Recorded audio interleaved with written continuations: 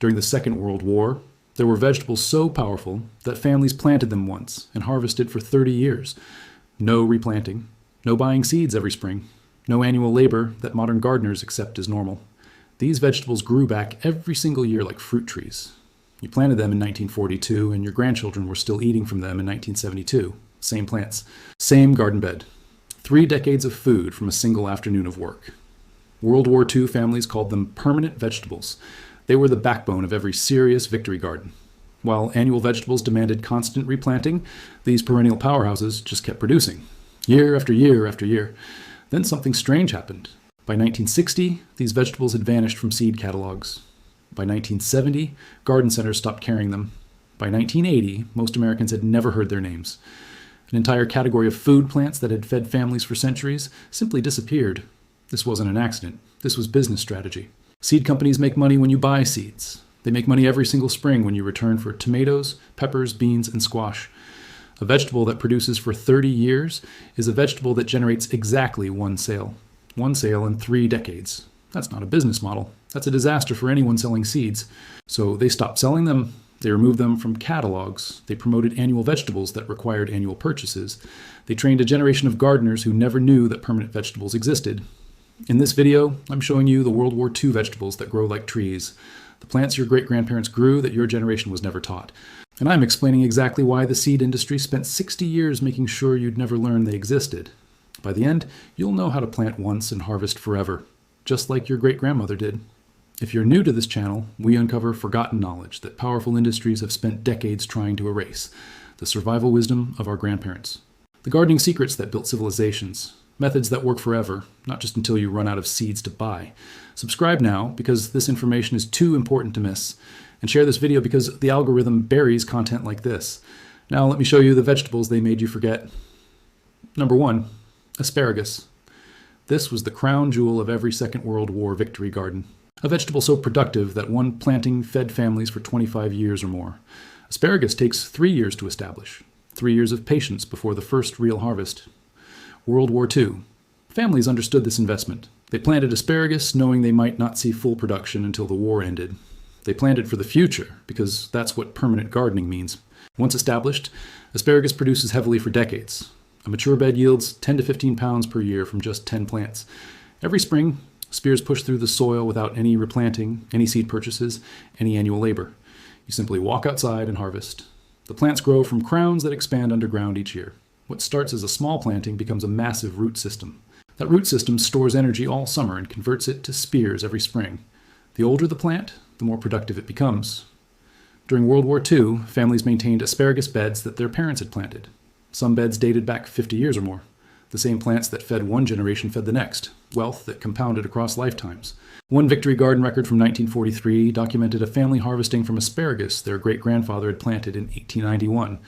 52 years of continuous production, no seeds purchased, no replanting required, just food appearing every spring like clockwork. After the war, seed companies faced a problem. Asparagus crowns are sold once. The customer never returns. They promoted faster-growing annuals instead. They marketed convenience over permanence. Today, most gardeners don't grow asparagus because nobody taught them that permanent vegetables exist. Number 2, rhubarb, the first food ready every spring. When World War II families had eaten through winter stores and nothing else had started growing, rhubarb was already producing. Rhubarb pushes red stalks from the ground in early April, weeks before any annual vegetable can be planted.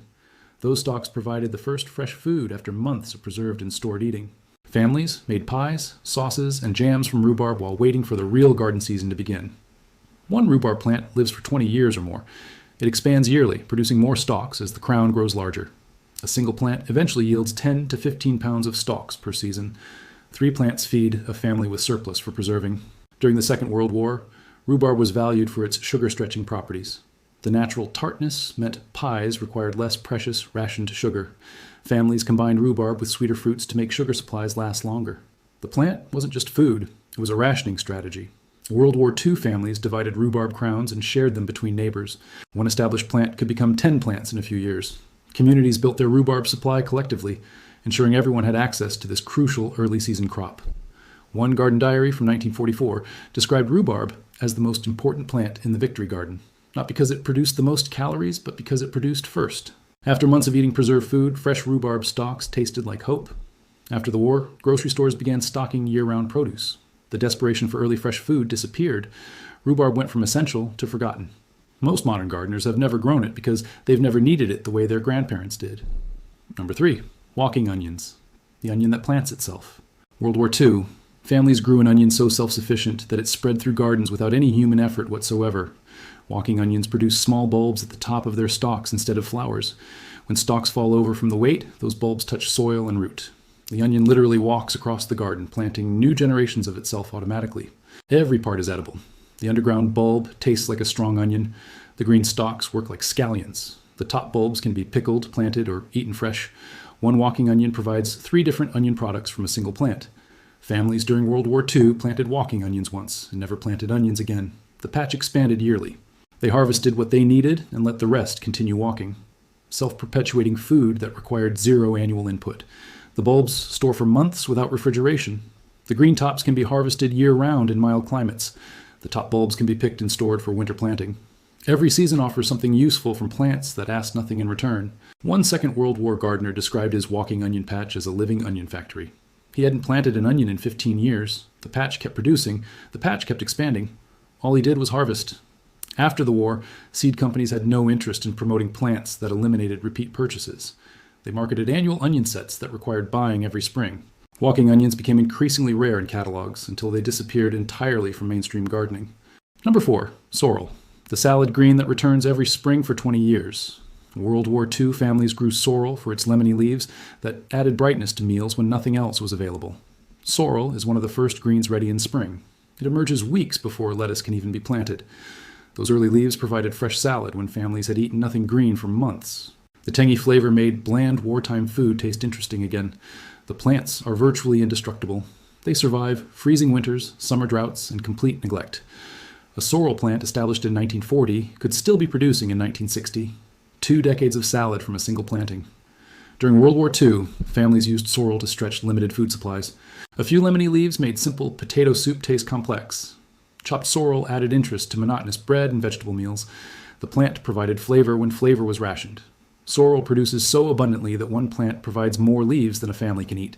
World War II families preserved excess leaves by drying or making sorrel sauce. Nothing was wasted from plants that gave so generously. One Victory Garden bulletin from 1943 specifically recommended sorrel for families with limited garden space. The reasoning was simple. One plant produces for decades, while annual lettuce produces for weeks. Square foot for square foot, sorrel delivered more food over time than any annual green. After the war, bagged salad mixes replaced garden-grown greens. Sorrel's tangy flavor fell out of fashion. The plant that had provided salad for generations became unknown to generations, raised on iceberg lettuce. Number 5, Good King Henry, the vegetable with a name everyone forgets and production nobody should ignore. Good King Henry was the spinach substitute that World War II families planted once and harvested for 15 years. Unlike annual spinach that bolts in summer heat, Good King Henry produces leaves from spring through fall. The plant simply keeps growing while annual spinach turns bitter and goes to seed. One perennial replaced multiple plantings of annuals. The leaves taste like spinach, but milder. Children who rejected strong-flavored greens ate Good King Henry without complaint. Families cooked it exactly like spinach in any recipe. The substitution was seamless. During the Second World War, Good King Henry provided multiple harvests from single plants. Spring leaves for fresh eating, summer leaves for cooking, fall leaves for drying and winter storage. The plant produced across 3 seasons, while annual spinach produced for 3 weeks. World War II families valued Good King Henry for its complete reliability. The plants survived harsh winters that killed other vegetables. They produced during droughts that withered annual crops. When everything else failed, Good King Henry kept growing. One garden record from 1945 documented a Good King Henry planting that had produced continuously since 1928. 17 years of spinach-like greens from plants that needed nothing except occasional harvesting. After the war, frozen spinach became cheaply available. Why grow your own when packages cost pennies? Good King Henry seemed unnecessary. The reliable perennial was replaced by industrial convenience. Within a generation, most Americans had never heard its strange name. Number 6, sea kale, the gourmet vegetable that World War II families grew for free while restaurants charged fortunes. Sea kale produces blanched shoots that taste like the finest asparagus combined with subtle cabbage sweetness. The plants are blanched by covering emerging shoots with pots or buckets. Without light, the shoots stay pale and tender. This blanching technique transforms an ordinary plant into a delicacy that Victorian aristocrats considered the finest vegetable in existence. Sea kale lives for decades once established. Plants can produce for 30 years or more with minimal attention. Families during World War II maintained sea kale beds that dated back to their grandparents' time. During the Second World War, sea kale provided luxury vegetable eating when luxury was impossible. While wealthy families couldn't buy fine vegetables at any price, working families with established sea kale beds ate like aristocrats. The great equalizer grew in backyard gardens. World War II families forced sea kale in winter by digging roots and placing them in warm, dark cellars. Fresh shoots appeared within weeks, providing gourmet vegetables in January when nothing else was growing. The technique turned scarcity into abundance. One wartime letter described sea kale as the vegetable that made rationing bearable. Surrounded by monotonous root vegetables and preserved foods, fresh blanched sea kale shoots tasted like peacetime. The psychological value exceeded even the nutritional value. After the war, sea kale virtually vanished from American gardens.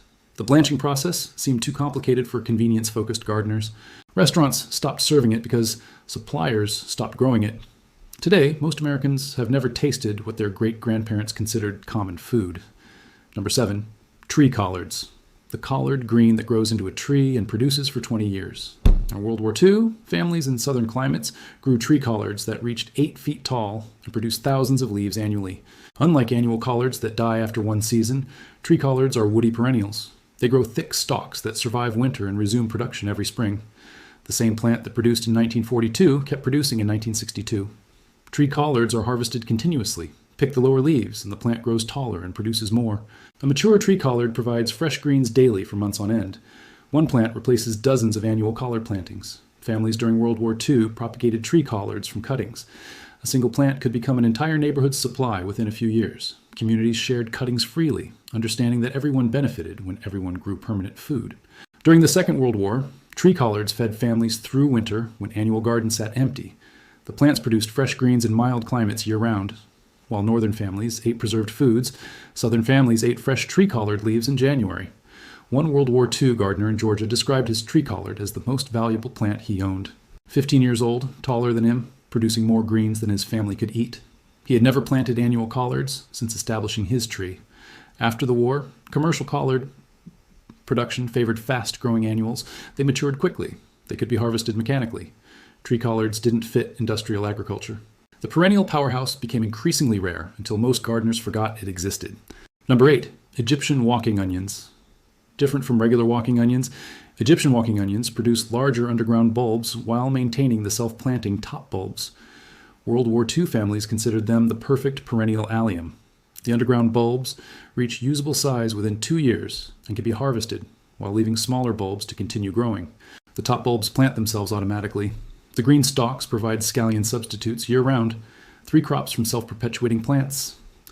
During World War II, Egyptian walking onions provided the reliability that wartime gardens required. They survived neglect when families had more pressing concerns. They produced despite irregular care. They never failed regardless of what else was happening. Families during the Second World War stored top bulbs like regular onion sets. They planted them in fall for spring harvest or kept them for trading with neighbors.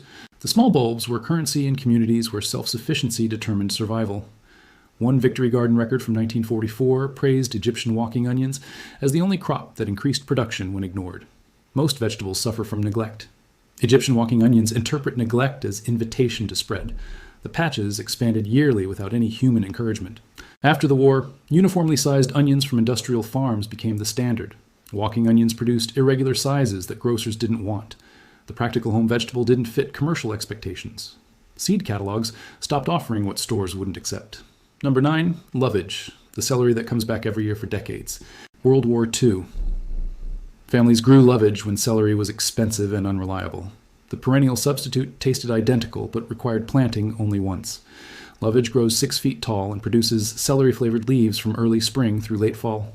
One plant provides enough celery flavoring for a family's entire annual cooking needs. The hollow stems can be used like celery stalks in recipes. During the Second World War, lovage appeared in almost every serious victory garden. Real celery was difficult to grow and required constant watering. Lovage grew anywhere with minimal attention. The perennial option simply made more sense. World War II families used lovage leaves fresh in salads and cooked in soups. They dried excess leaves for winter seasoning. They candied the stems for sweets when sugar allowed. Every part of the plant found use. The roots are also edible. They can be peeled and cooked like parsnips. Families, during World War II, who dug lovage roots found an unexpected bonus vegetable hiding underground. The plant that flavored their cooking also added to their calorie supply. One garden diary from 1943 described lovage as the most useful herb in the Victory Garden, present in almost every meal, requiring almost no maintenance, lasting almost forever, the perfect convergence of utility and reliability. After the war, cheap celery became available year-round. Why grow a substitute when the real thing cost pennies? Lovage seemed unnecessary to generations who never experienced scarcity. The perennial celery became increasingly rare until most Americans forgot it existed. Number 10. Skirret, the root vegetable that tastes like the sweetest parsnip you've ever eaten. World War II. Families grew skirret for its clusters of sweet white roots that multiplied underground every year. Unlike carrots that produce one root and die, skirret produces clusters of roots from a permanent crown. Harvest some roots, leave others to keep growing. The plant regenerates yearly, expanding its root clusters until one crown produces dozens of sweet roots. Skirret roots were considered a delicacy for centuries before modern vegetables replaced them. Tudor nobility prized skirret above most other vegetables. World War II families rediscovered what their ancestors had known. Some old vegetables disappeared, not because they were inferior, but because they were inconvenient for commercial production. During the Second World War, skirret provided reliable carbohydrates from perennial plants. Families who struggled to store annual root vegetables simply left skirret in the ground until needed. The roots stayed fresh underground all winter. World War II, families divided skirret crowns and shared them between neighbors. One established plant became 10 plants within a few years. Communities built their skirret supply together, ensuring everyone had access to this unusual but productive perennial. One wartime gardener described skirret as the root vegetable for lazy people. No replanting, no seed saving, no careful storage. Just dig what you need when you need it. The perfect vegetable for families too busy surviving to fuss over gardens. After the war, commercially grown carrots and parsnips dominated root vegetable markets. Skirret didn't ship well. It didn't store in warehouses. It didn't fit industrial systems. The superior-tasting perennial disappeared in favor of inferior annuals that suited commercial needs. These vegetables share one feature that terrified the seed industry. They eliminated repeat customers. Plant asparagus once, buy asparagus seeds, never again. Establish walking onions once, purchase onion sets, never again. Grow rhubarb once, return to the garden center, never again. Every perennial vegetable sold represented decades of lost sales. The math was devastating for seed companies. Annual vegetables generated purchases every spring. Perennial vegetables generated one purchase per lifetime. An entire business model depended on gardeners not knowing that permanent options existed. So they buried the knowledge. They stopped printing perennial vegetables in catalogs. They promoted annuals exclusively. They trained extension agents to recommend plants that required annual replacement. They built a gardening culture around buying seeds every single spring. For 60 years, they've been winning. Modern gardeners assume that vegetables die every fall. They accept replanting as normal. They budget for seeds every spring without questioning why. But the vegetables still exist, not in mainstream catalogs, but in specialty nurseries, not in garden centers, but in seed exchanges, not in common knowledge, but in the memories of families who never stopped growing them. Your great-grandmother knew these plants. She grew asparagus her grandmother had planted. She harvested walking onions that walked themselves through her garden. She picked rhubarb every spring from crowns older than her children. She never bought seeds every year because she never needed to. Her garden renewed itself, while modern gardens require annual investment. Now you know what she knew. Asparagus that produces for 25 years, rhubarb that lives for decades, walking onions that plant themselves, sorrel that returns every spring, good King Henry that replaced spinach permanently, sea kale that provided luxury for free, tree collards that grew into productive giants, Egyptian onions that spread without encouragement, lovage that replaced celery forever, skirret that multiplied underground yearly, 10 vegetables, one planting each, decades of harvest. The question is whether you'll keep buying seeds every spring or start planting permanent gardens like your great-grandmother grew. Find these vegetables. They still exist for anyone willing to search. Plant them this year, watch them establish, harvest them next year, and the year after, and the decade after. Build a garden your grandchildren will inherit, just like your great-grandmother built for you, before the seed industry made sure you'd never receive that inheritance. Subscribe for more knowledge they don't want you to have. Share this with everyone still trapped in the annual cycle of purchasing and replanting. Because permanent vegetables are still available. The seed companies just made sure you'd never know to look for them. I'll see you in the next video.